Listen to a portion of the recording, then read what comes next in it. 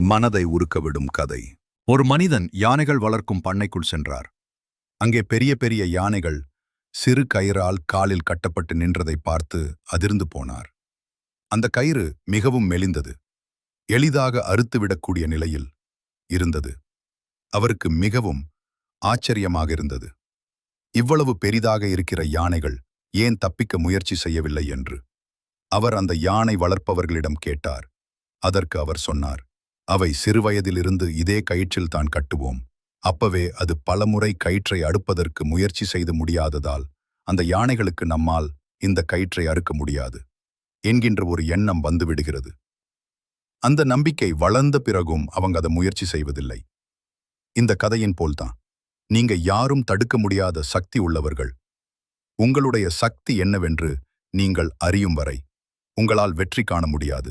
அதனால் உங்கள் மனதில் உள்ள எண்ணத்தை மாற்றி நம்பிக்கையுடன் முயற்சி செய்யுங்கள்.